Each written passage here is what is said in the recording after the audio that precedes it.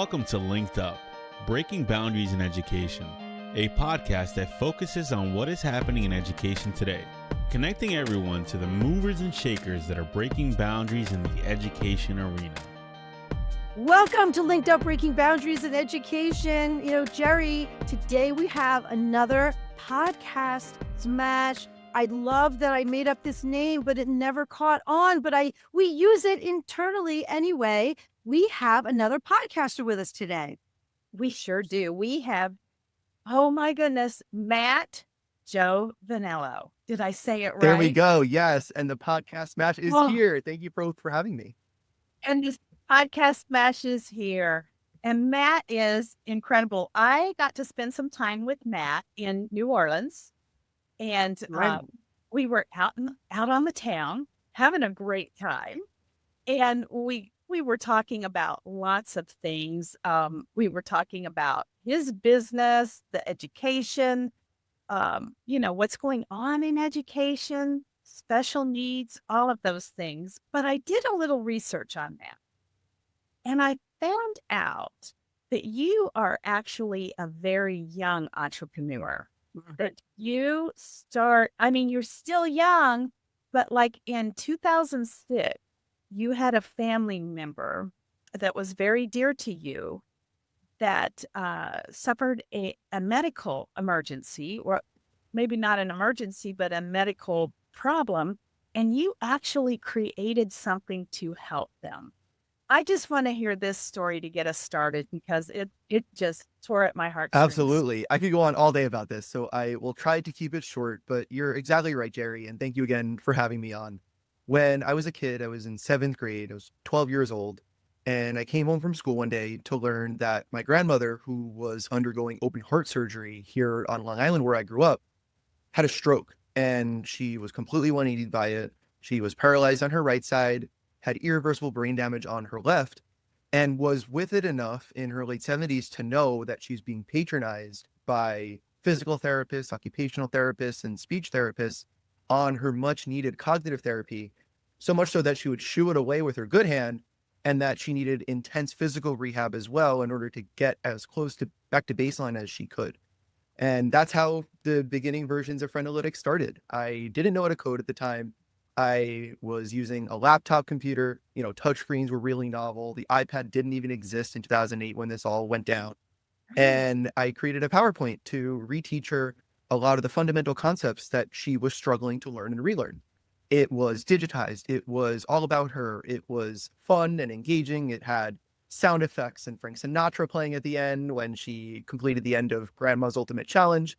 And I realized that this level of cognitive therapy was not only interesting and fun and something she wanted to participate in, but it was impactful and it really moved the needle in her progress, so much so that we realized there is a market for this, not only of elderly patients with brain injuries like stroke, dementia, and traumatic brain injury, which is where we focused for years, but at the turn of the decade and the start of the pandemic, this same technology could be applied to our students with unique learning needs as well. And that's how Frenalytics and Frenalytics EDU came about. It's a crazy story. I like to think it's incredible. It's amazing. It is absolutely amazing. Your grandmother must have been so proud of you. I think so. For taking it on. She must have been a wonderful lady. She was. She was stubborn and as Italian and, as they come, but she was a great patient to work with and an even better grandmother before we lost her in those ways. And I think they should be really proud of what came out of this such a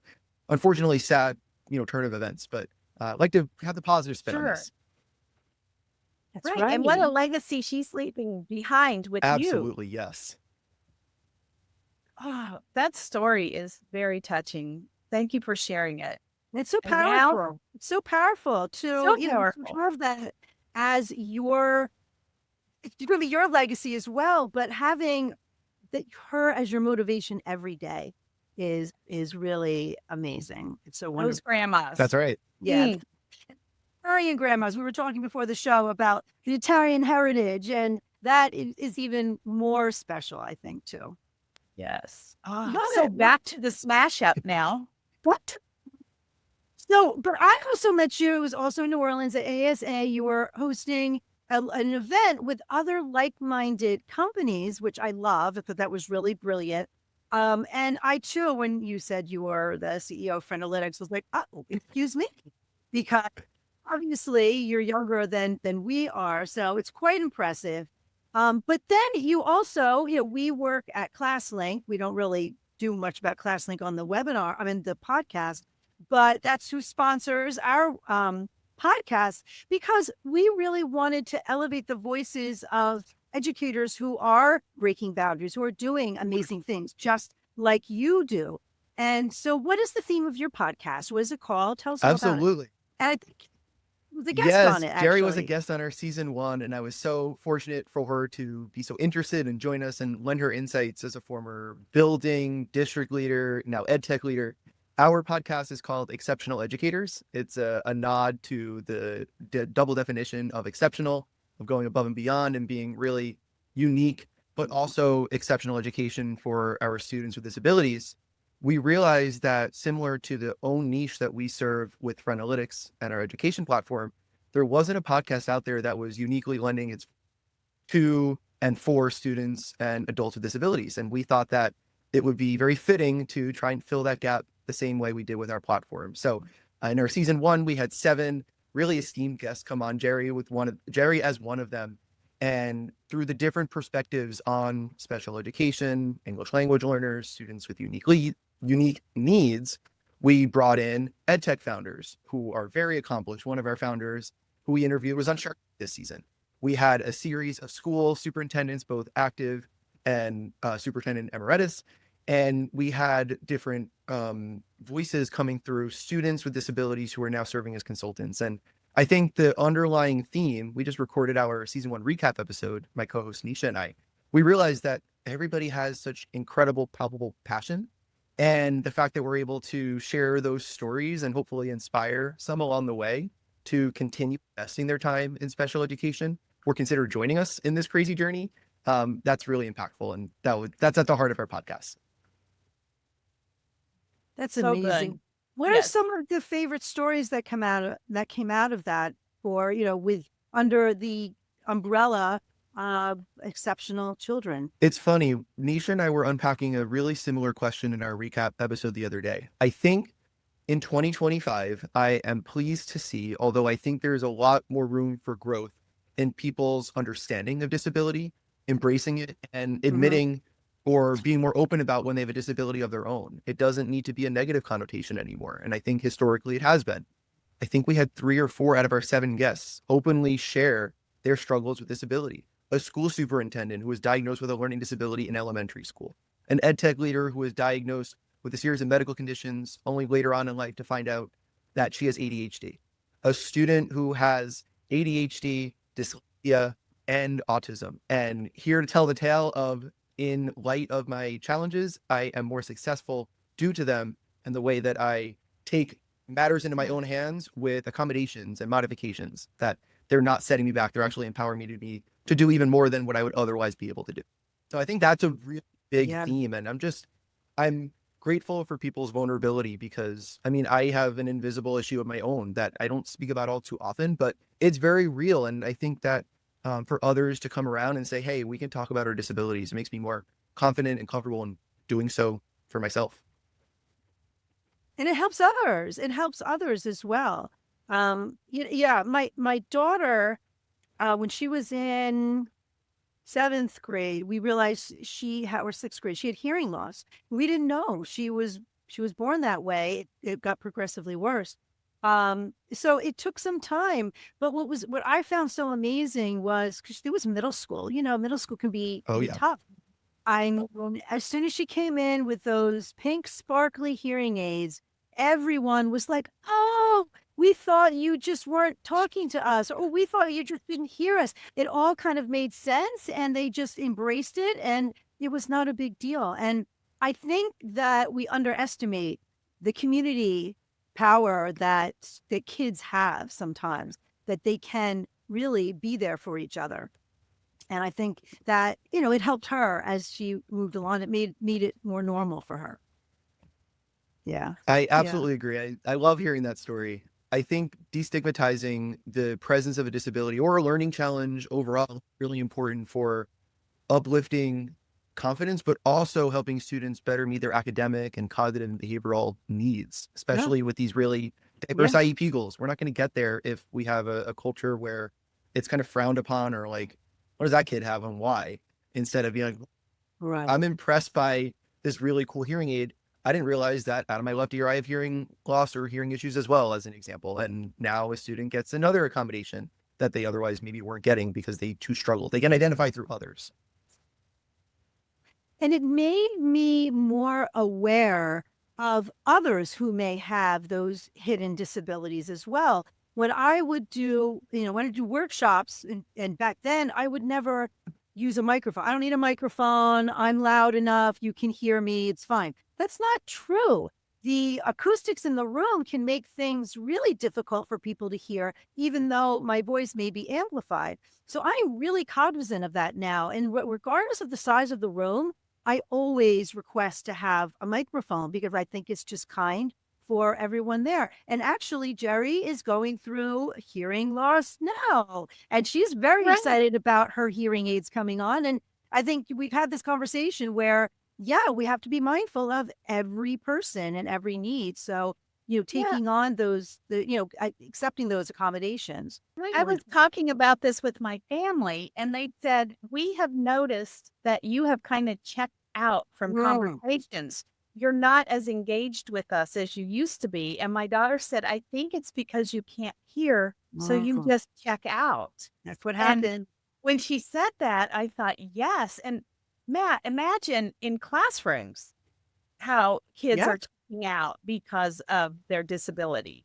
So it's a lot to think I think about. it's Checking out classrooms. I think it Yes. gives pause Yeah. to people who can't put themselves quite in those shoes of those maybe who don't have hearing challenges or families who don't have hearing challenges, trying to Right. relate to that student. And I'm grateful that we're talking about it more for the same reasons of students with more visible disabilities, but for those who need or seeing accommodations, hearing accommodations, etc. I think those students are in better positions now than they were even 5 years ago. But again, I think there's more to Mhm. go. I think the technology for amplifying voices in a classroom is there. I think technology for translating text or making it larger there. Mm. Now it's just a matter of maybe better embracing it and more ubiquitously applying it in different classroom environments. So I'm here for it, and I'm glad you get to benefit from this assistive tech, Jerry. It's a very cool space, and it's moving fast. It is. And I found out the hearing aids have AI in them. I have no idea what that's going to do, but sounds good. Sign me up, exactly. Yeah, sign me up. I'll take them. It sounds great. As a young entrepreneur, what would you say? I know that your generation and the one that's here now is kind of the DIY generation. They don't want to sit back and listen. They want to make things happen. And that's exactly what you have done. You've made things happen. What advice do you give to young entrepreneurs that are wanting to make things happen and change the world in a way that you have a very positive direction? A couple of things come to mind, Jerry. The first, and to quote my friend and our superintendent colleague out in Illinois, Dr. Dan Cox, his big line is get comfortable being uncomfortable.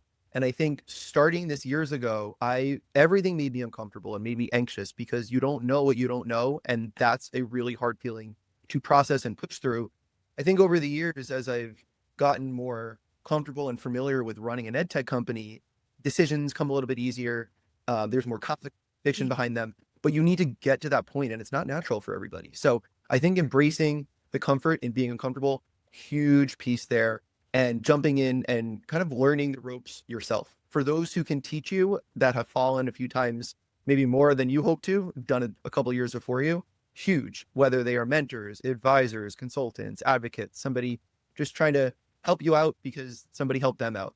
I'm a big believer in that as well. And I love paying that forward and advising and consulting and offering all sorts of services, including pro bono for other ed tech entrepreneurs who might be the next generation behind me. I think it's really important. But And you're actually doing some of that, I aren't am, you? yes. There are a number of companies Some of that I that here. support historically, especially students from my alma mater, Boston College. I love to support and advise them. there's no strings attached with it. And it's even outside of the ed tech industry. There's a trio of Boston College grads who are solving problems in like air purification and mold space. And it's a direct to consumer startup.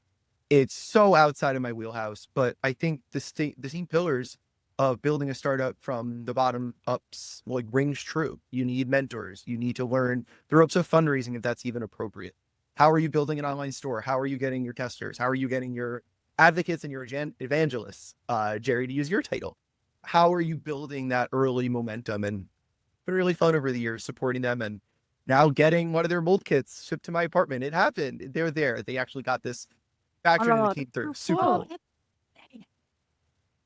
Oh, and how have you found mentors? How have they? Do they come to you? Do you ask all them? Sorts of ways. I guess is what I. Yeah, there's a little bit of a mix of both, and I think it's a funny back and forth that you find yourself in. Of when you're really early, you need to advocate for yourself, and as time goes on, you'll find like a whole slew of mentors maybe coming to you, or you still reaching out to them, and now needing to evaluate what makes the most sense. So for us, somebody who took an early bet on us in the education space, well, two people really that come to mind. They were both introduced to me by one of our investors. So Danny Pico, shout out Danny. She worked at an ed tech startup in the higher education space. She was colleagues with Brett Rohrer, who's a longtime New York City principal, who then exited the education leadership space and went into ed tech consulting. He took a huge flyer on us, and became one of our earliest strategic advisors. He's still with us years later. And the other person that we got introduced to is Tiffany Law, who's the COO of the Institute for Education Innovation, IEI. And she really took a flyer on us early and served as that kind of mentor and advisor, trying to help us navigate this crazy world of selling into schools and school districts. And I'm just so grateful for the two of them. So many doors open and lots of people to credit since then. But they were some early on ones that it's hard to know whether they're the right call, but I'm glad that we did. Oh, that's a great story. How long have you been, has your business been in action in here? the education space? Just over 5 years. We had our first pilot in the 2020-2021 school year out at a life skills high school special education classroom in Southern California. Oh my gosh, that's amazing. Wow. So you've been, I mean, that was probably a tough time to start, because that was right before the pandemic moving into education. We started as a direct result of the COVID pandemic. So prior to that, we had a technology built out in the healthcare space for older adults with brain injuries like stroke, dementia, and TBI. And then those doors literally closed at the turn of COVID because the nursing homes and home care agencies went into isolation mode to save their patients, literally save their life. Understandably safe. Had special education teachers reaching out to us on social media saying, I'm a Zoom school teacher now. You both probably heard this stories just like this many a time. I'm a Zoom school teacher. I need more supports for my students. What can I do? Realize that our technology can help with progress monitoring and data collection. And we realized, oh, that's interesting. And that's how we entered education. It's the craziest of stories. That is, well, I mean, a true need. A lot of products are created without a problem in mind, right? Here, you are actually solving a problem. So that's why it transfers regardless of the age of the recipients. So it's authentic. That's amazing. Exactly right. I like to think so. Yeah. Thank you, Jamie. Yeah. So what other, as an entrepreneur, I mean, there are entrepreneurial programs in colleges, and now they're also in high school. What are some other tips that you have for entrepreneurs? I think starting early, taking that risk, and just going for it. It sounds so cliche. It's extremely important. When I was a student at Boston College, my sophomore year, they introduced the entrepreneurship minor and the entrepreneurship program on campus. And it's crazy how far that program has come since I first started in it. The abundance of resources at so many colleges and universities now for entrepreneurship is ripe for the taking. They're often free. They are literally trying to help students, and just walk into that building or talk to that professor you'll learn so much so fast, and you'll be able to just start, and you'll fail, and that's okay.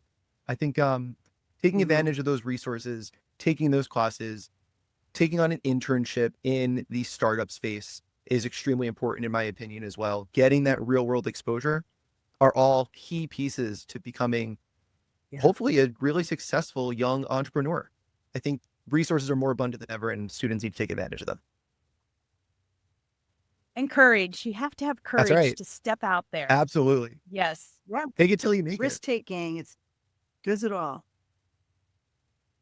So, Matt, you have received several awards, including a Stevie Award and the NSF Vital Prize. How have these accolades impacted your company's growth, or do They they? do in a number of ways. I think it depends on the award. The one that our team is probably most proud of is the NSF's Vital Prize Award in concert with Digital Promise.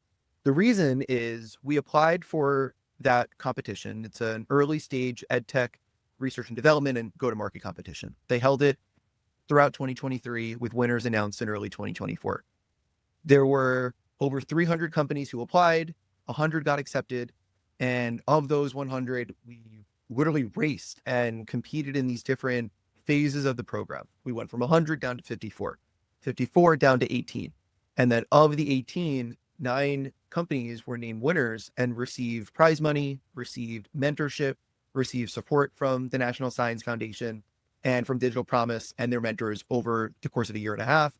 And it was really invigorating for us as a company because we did about 250 user interviews over the course of like 9 months, and 88 of which were done in about 5.5 to 6 weeks, which that's really hard to talk to that many people in that short a period of time when your team's also building and running a company. But that input was critical for us to understand the specific ways in which our niche product can really support our underserved learners in special education and for English language learners and those in support of MTSS structures. And to Jamie's point, I think that is the largest thing I can point to demonstrate and show how we're solving a need instead of creating a product and then figuring that out later, which I think all too many companies do. I mean, even we did it in early stages. It's just when you don't know better, that's kind of what you default to. So I give that program so much of my thanks and praise because it helped us get really granular and know how we can best support these underserved learners. And listening to the people that are boots on the ground that are really doing the work. That's remarkable. As a superintendent, I would always say companies would come to me with a solution and I was supposed to look for the problem. And so you did it the right way. You listened for what the problem was and then helped build a solution. And as we talk about these different events, I know that you were recently at ASU GSV, the summit. What do you get by attending these kinds of things? ASU GSV is so much fun, as you know, Jerry, and hanging out there, and also at the AASA conference just a month before in New Orleans. For early stage ed tech companies like ours, I think it gives unprecedented access and exposure to not only the best and brightest of district leaders presenting on the successes of what's going on in their district as a means of learning lessons and taking them back into other districts, but also for edtech organizations to be considering. But also you get to see what other edtech orgs are up to. You get to talk directly with early stage venture capitalists who are funding the development and go-to-market strategies of these edtech organizations in ways that maybe it's otherwise not possible. And then you get to meet other early stage edtech orgs and learn about what's going well in their companies and maybe steal an idea or two and just kind of band together and realize that this work is really hard. It's even harder for educators, leaders, and those at the district level. How does a rising tide help raise all ships kind of a deal? And how can we not be in competition necessarily with one another about everything, but how can we lend support and resources, et cetera, for all of our companies and all of our districts to do a little bit better? I think it's a giant meeting of the minds that's really fun and very worthwhile educationally. And I think that you'd be meeting folks that maybe you otherwise wouldn't. And events, we ran a boat cruise event for district leaders And for EdTech Innovators, while at ASU+GSV this year, I think it was another great opportunity to allow that natural meeting of the minds to occur. So those are some of the reasons why I love ASU+GSV. Yes, I heard a lot about that boat cruise. It was the coveted event that everyone wanted the golden ticket to. I'm flattered. Yeah. Matt, what are you seeing for the goals for Frenalytics in the next 5 years? Ooh, And that's hard to say in these times, isn't yes, it? it is. That's a really good question. So for some background first, I know there are a ton of changes happening at the federal government level, a lot of changes happening district by district, and priorities are constantly changing. I think for our niche within special education, the thing that I've been keeping an ear towards is the changing in funding coming from the soon-to-be dismantled education department, but knowing that, at least as of this recording, May 22nd, IDEA funding will still remain intact. Title I funding is set to remain intact. And I think a lot of the guarantees of laws for students and adults with disabilities, such as the attack on Section 504 that has since been walked back a little bit, even just a few days ago, is really important for the viability of companies like ours. And that message will not necessarily ring true of every edtech organization. Some might be better supported, like with the executive orders under AI literacy, and others might be a little less supported, maybe under SEL or other DEI related efforts. For us, I think special education, thankfully, is here to stay, and the needs of students, whether it's our improved ability to properly and more quickly diagnose, our ability to use technology to better meet the diverse needs of these students, is only going to grow over the next 5 years. So to more succinctly answer your question, I think we have a goal. There are, I think, 14,000 districts throughout the US publicly, about 4 million teachers, about 8 million students with disabilities, another 7 million who are undiagnosed. On top of that, our English language learner population is growing rapidly. There's a real untapped need for us to cater to the 25 to 30 million students that fall under those underserved learner populations. And I think within the next 5 years, we want to be capturing most, if not all of that. Every student deserves an exceptional education. Right now, I don't know if I can say confidently that we're doing that, but when there's a will, there's a way. And I think that these school districts are eager for efficient solutions to do that. And I think that we can meet them where they are with that desire. It's so important to fight for the needs of the students who are underserved. They will fall through the cracks if the funding, if the elevation of these students, gets diminished by what's happening at the federal level. So we really need to fight for their needs, and hopefully that, as you mentioned, won't go away, but only hopefully there'll be more avenues for supporting them. So, yeah. And then you, of course, your initiatives are going to benefit from that, and students will in the end. And that's the goal. We need to keep them elevated, keep them supported, because otherwise we're just going backwards. And, but at the same time, I do know that students, these generations of students are really good at advocating for themselves. So hopefully they will be part of this fight as well. They are. So. And Jerry, I think on our podcast episode, one of the things that we talked about was student advocacy and making sure that students feel empowered to take matters into their own hands as much as they're able. I think there's been an upward trend in our special education world that students attend their own IEP meetings annually. They're more aware than ever before of what is guaranteed to them through their paperwork, and to speak up to their teachers and actually make it happen, and then use ed tech tools that fill in the gaps, whether it's after hours or whatever it might be. So yes, I'm very thankful, Jamie, that we're in that position. I think more to do, but I think it's definitely on the up and up. Yes. So many changes. And I love the idea of students being in their own IEPs and hearing what the accommodations are, speaking up for themselves, knowing what they are. Because as a teacher, it's hard to remember all of them for all of the students. And if a student can say, remember, I'm supposed to get da-da-da, I think that's great. Yeah. It's really helpful. It was very hard for my daughter. She's a little shy. And she used to say when she was little, I'm shy with the peoples. So it was hard for her. But she was going into high school, and then after, high school, there was college. So he really wanted her to advocate for herself because, she has to do it as an adult that she is now. So, and it works. So it's important to give them that space. And part of that is the awareness as well. And I think, having community of people aware helps to do that, gives them that support. It absolutely does. Yeah. A quick aside that you're reminding me of now, Jamie. We teased before we started recording this that I talk so fast, and this is my attempt at slowing down. So I hope it's working. But when I was a kid, I didn't speak at all until I was 3 years old. Not a word came out of my mouth. And I know it shut because I don't shut up now. But I had speech services in elementary school. And what I didn't realize at the time was how helpful they were. And when I'd get pulled out of the class to go to speech, I don't know, I kind of thought it's what it was. And I think it was the help of my parents who advocated so much for me for those services, both in and out of school, and making it feel like there's nothing weird or wrong with this. And I think so long as we can continue to reinforce that message to students to get the help that they need so that they can reach their full potential, then we'll be so much closer in meeting that mission. Otherwise, if it's, if there's a negative connotation to it, or, the fight or the advocacy is only, kind of one-sided, we need to come from all parties. So I'm glad you mentioned that, Jamie. Yeah.